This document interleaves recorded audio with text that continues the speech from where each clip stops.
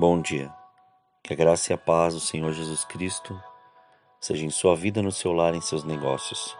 Quero agradecer a Deus por permitir entregarmos nossas primícias a Ele e juntos desfrutarmos de mais um dia dessa palavra que se encontra no primeiro livro de Samuel, no capítulo 30, versículos 1 a 8. Sucedeu, pois, que chegando Davi e os seus homens ao terceiro dia a Ziglag, já os amalequitas tinham invadido o sul, e Ziglag os tinham ferido, a Ziglag tinham queimado a fogo. E tinham levado cativas as mulheres, e todos os que estavam nela, tanto pequenos como grandes. A ninguém, porém, mataram, tão somente os levaram consigo, e foram o seu caminho. E Davi e os seus homens chegaram à cidade, e eis que estava queimada a fogo, e suas mulheres, seus filhos e suas filhas tinham sido levados cativos. Então Davi e o povo que se achava com ele alçaram a sua voz e choraram, até que neles não houvesse mais forças para chorar. Também as duas mulheres de Davi foram levadas cativas, Ainoã, a Gisraelita, e Abigail, a mulher de Nabal, o Carmelita.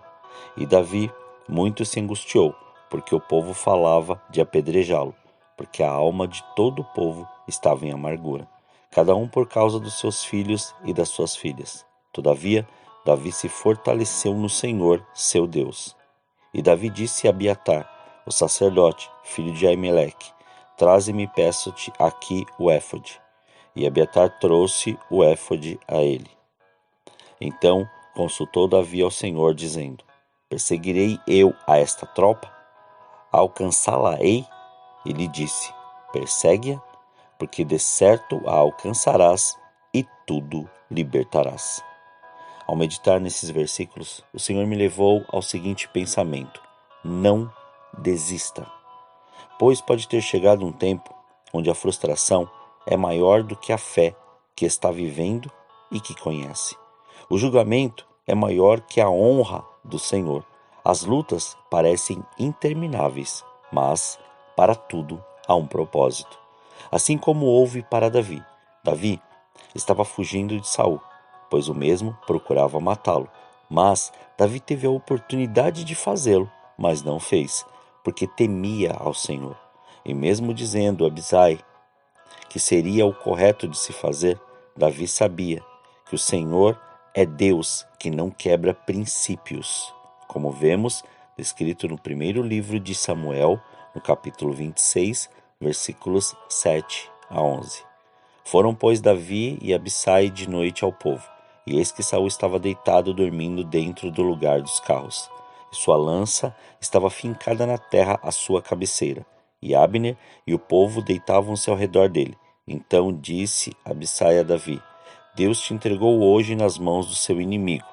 Deixa-me, pois, agora encravá-lo com a lança de uma vez na terra, e não o ferirei segunda vez. E disse Davi a Abissai: Nenhum dano lhe faças, porque quem estendeu a sua mão contra o ungido do Senhor e ficou inocente? Disse mais Davi: Vive o Senhor, que o Senhor o ferirá, ou o seu dia chegará em que morra, ou descerá para a batalha e perecerá.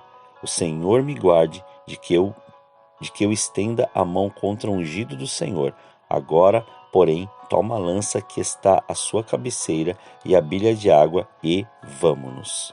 Você observou bem que tudo se inicia pelo entendimento da verdade e que muitas vezes aquilo que todos falam que é o correto de se fazer não necessariamente é o que você tem que fazer, porque como Davi, temos que ver se todas as nossas atitudes estão direcionadas pelo Senhor e se isso não quebra ou fere seus princípios.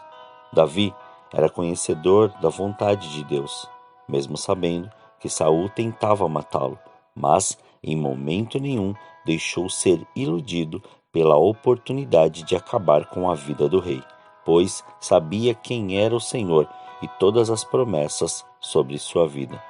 Porque o mais fácil era matar seu inimigo e assumir seu trono. Mas o mais lógico, muitas vezes, não é o que devemos fazer, porque o lógico pode ser a impulsividade da nossa vontade e da nossa carne falando mais alto diante do desespero. Aqui estava em jogo a fidelidade e a obediência de Davi a Deus, mesmo diante do quadro mais difícil possível. Mas Davi não desistiu do seu propósito. Ele continuou fiel ao Senhor e aos seus princípios. E referenciando o primeiro texto que lemos, mesmo Davi sendo recebido pelo rei filisteu Aques de Gade e recebendo terras para morar e lutando as suas lutas, em determinado momento o rei pediu que voltasse para suas terras que dera, juntamente com o seu exército. Mas, ao chegar lá, presenciou que os amalequitas tinham invadido a cidade, saqueado, queimado e levado todas as mulheres e todos os moradores. Aqui podemos ver que, mesmo diante de um quadro de fidelidade de Davi, mais um teste foi proposto a ele, e dessa vez mexia com sua família e todos os seus. E mesmo suspirando afrontas de seus próprios irmãos que estavam angustiados e amargurados diante de tamanha perda, ele confiou no Senhor. E assim que colocou sua confiança no Senhor, ele foi renovado em seu entendimento e fortalecido seu ânimo, onde pediu a estola sacerdotal e consultou a Deus.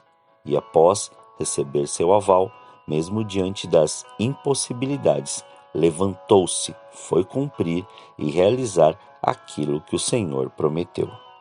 Concluímos que assim também somos nós, mesmo diante das maiores dificuldades e daquilo que pode nos tirar o ânimo e até mesmo gerar desespero e aflição, nossa força é no Senhor, nosso entendimento é no Senhor, nossa resposta é no Senhor e nossa ação é no Senhor. Portanto, mesmo diante das maiores lutas, não desista, porque o Senhor sempre mostrará o que temos que fazer. Ele renovará nosso entendimento e as nossas forças, nos levantará e fará conquistarmos tudo o que prometeu. Portanto, não fique prostrado diante daquilo que não deu certo, porque o que está em jogo não é o certo ou o errado, e sim a sua atitude de reação diante do princípio que está sendo ensinado. Davi honrou em todos os momentos ao Senhor, mesmo que por alguns minutos e horas tenha visualizado tudo contra sua perspectiva de fé, mas, voltando a si, percebeu que sua atitude era entender o princípio da dependência e consultou ao Senhor e obedeceu a sua voz. Assim, também façamos, porque a cada dia temos um obstáculo a ultrapassar, um lugar para conquistar, uma pergunta a responder, uma ação para realizar, uma palavra para ouvir e algo para aprender. Não desista, pois o Senhor é contigo. Só mude o prisma que está enxergando a luta, pois sempre encontrará o meio de vencer, sem precisar quebrar nenhum princípio de Deus. Pois a obediência à voz do Senhor sempre nos levará a viver de vitória em vitória. Oremos. Pai, nós te louvamos e te agradecemos por esse dia.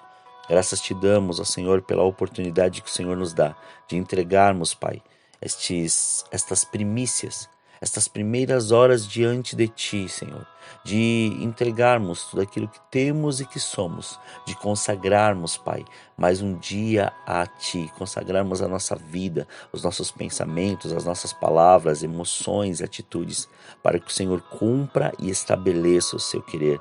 Dá-nos entendimento, sabedoria e destreza para cumprir tudo aquilo que o Senhor preparou para nós neste dia. Mesmo diante das maiores dificuldades, eis-nos aqui, Senhor. Faça aquilo que o Senhor quer fazer. Traga-nos a resposta, Pai, que o Senhor tem para nós. Traga-nos e mostra-nos, Pai, o caminho que nós temos que traçar. Faça com que o seu querer e a sua graça sejam revelados, não do modo que nós achamos, mas sim do modo, Pai, que nós precisamos entender e caminhar diante de Ti. Porque, Senhor, conforme a sua palavra, nós, Pai, não desistimos, nós sim persistimos e perseverantes continuamos naquilo que o Senhor preparou e da maneira que o Senhor preparou para nós. Somos gratos a Ti, Senhor, e muito obrigado por esse dia, Pai. Consagramos tudo aquilo que temos e consagramos tudo aquilo que somos, pois a resposta vem de Ti e somos gratos. Obrigado, Pai. Obrigado por esse dia e obrigado por tudo aquilo que o Senhor já gerou e nós chamamos à existência para que se cumpra e se estabeleça a Sua vontade. Obrigado, Pai. Assim nós oramos, agradecidos, em nome de Jesus. Amém.